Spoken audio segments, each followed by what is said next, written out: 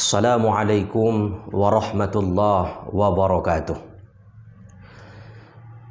Alhamdulillahilladzi an'amana bi ni'matil iman wal islam. Wassalatu wassalamu ala sayyidina wa maulana Muhammad ibn Abdillah wa ala alihi wa ashabihi wa mawala. Bersyukur kita kepada Allah dengan mengucapkan alhamdulillahi rabbil alamin. Bersolawat salam kita kepada baginda Nabi Muhammad sallallahu alaihi wasallam. Allahumma salli wa sallim wa barik ala sayyidina Muhammad wa ala ali sayyidina Muhammad. Saudaraku yang dirahmati Allah subhanahu wa ta'ala, dimanapun berada, semoga kita semua mendapatkan hidayah taufik dari Allah subhanahu wa ta'ala.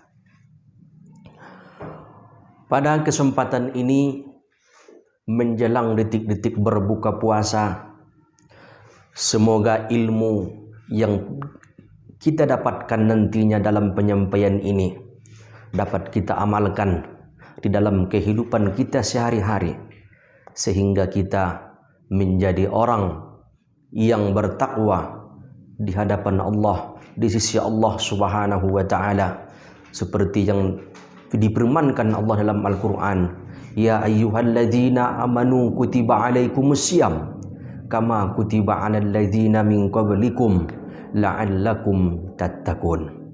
Semoga kita semua yang berpuasa di bulan Ramadan ini, semoga kita yang bertadarus di bulan Ramadan ini, semoga kita yang bertarawih di bulan Ramadan ini, semoga kita semua yang beramal ibadah di bulan Ramadan ini akan mampu mengantarkan, mewujudkan, mencetak amal ibadah, mencetak diri kita ini menjadi orang yang bertakwa di hadapan Allah subhanahu wa ta'ala, menjadi orang yang berakhlakul karimah di tengah-tengah masyarakat. Saudaraku yang dirahmati Allah subhanahu wa ta'ala, pada kesempatan ini saya ingin membahas sedikit tentang hal-hal yang menghancurkan, yang membuat puasa kita menjadi sia-sia. Saudaraku yang dirahmati Allah, paling tidak ada 4 macam. Ada 4 macam, 4 hal yang membuat puasa kita menjadi sia-sia. Yang pertama itu adalah berkata-kata dengan kotor. Yang kedua adalah wala yajhal, bertindak bodoh, bertindak yang tidak sesuai, yang tidak sewajarnya. Kemudian yang ketiga adalah membuat provokasi, membuat sesuatu yang tidak benar. Kemudian yang keempat adalah membuat berita-berita yang mengandung cacian, makian, berita-berita hoax dan lain sebagainya.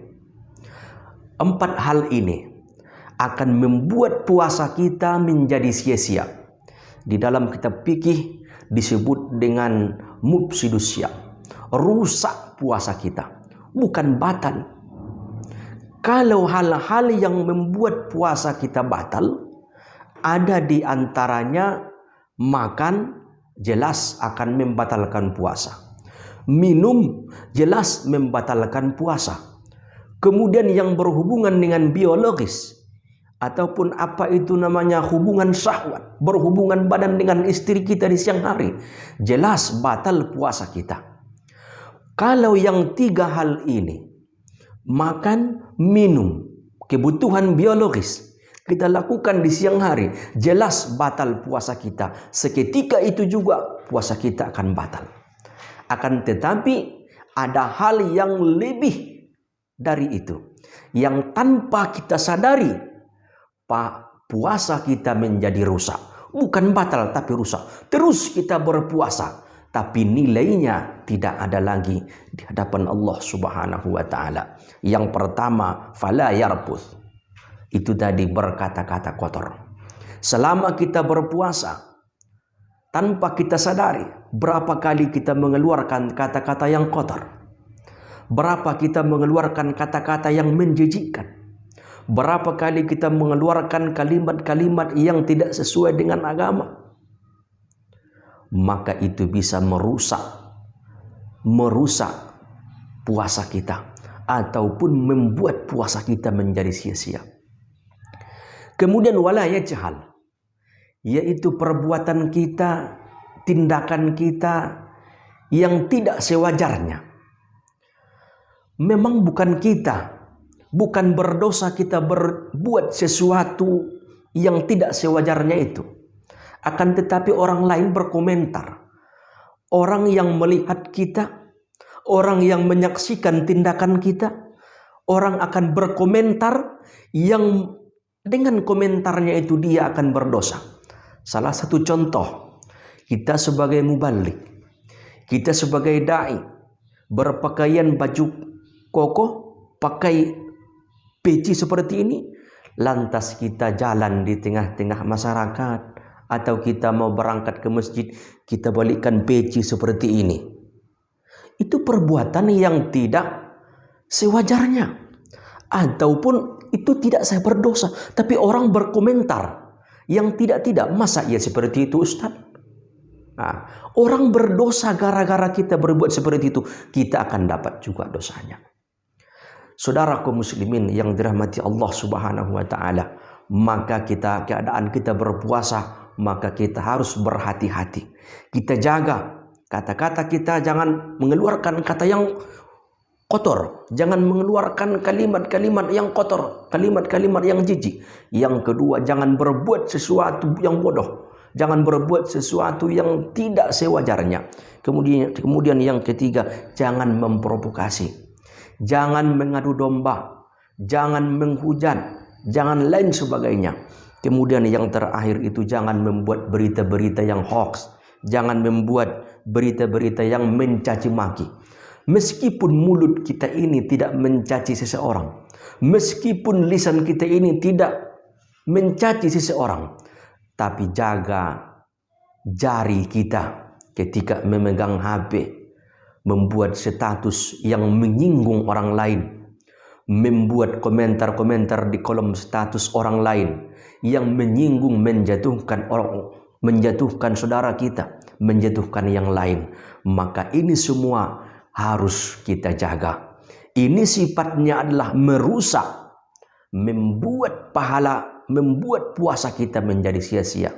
Maka Nabi meninggalkan pesan melalui hadis kita, melalui hadis Nabi, kam min so'imin, tidak sedikit orang yang berpuasa, laisa lahu min siyamihi ilal ju'i wal atas, dia tidak mendapatkan apa-apa kecuali hanya merasakan lapar dan dahaga saja selama bulan suci Ramadan. Saudaraku muslimin yang dirahmati Allah Subhanahu wa taala dimanapun berada, maka apa upaya kita, apa yang harus kita lakukan supaya kita terhindar dari hal-hal yang empat yang saya sampaikan tadi? Maka tetaplah ingatkan kepada dirimu bahwa engkau berpuasa. Inni shaim, ana shaim, saya berpuasa.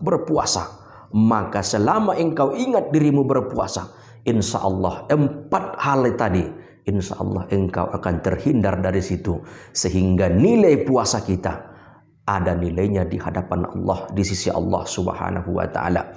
Kalau seandainya yang 4 tadi kita lakukan, 25% dipotong pahalanya kali 4, sudah menjadi 100%. Kalau pahala puasa 100%, dikurangi 100% yang 4 tadi, maka sudah tidak ada lagi nilainya di hadapan Allah Subhanahu wa taala, menjadi sia-sia. Saudaraku yang dirahmati Allah Subhanahu wa taala, intinya adalah di samping kita berpuasa, di samping kita beramal ibadah, maka kita jagalah hal-hal yang membuat puasa kita menjadi sia-sia, habis waktu kita nantinya, habis energi kita, padahal kita tidak mendapatkan apa-apa. Demikianlah yang dapat saya sampaikan. Semoga kita semuanya menjadi orang-orang yang bertakwa di hadapan Allah Subhanahu wa taala. Nasrun minallahi fathun qarib. Wassalamualaikum warahmatullahi wabarakatuh.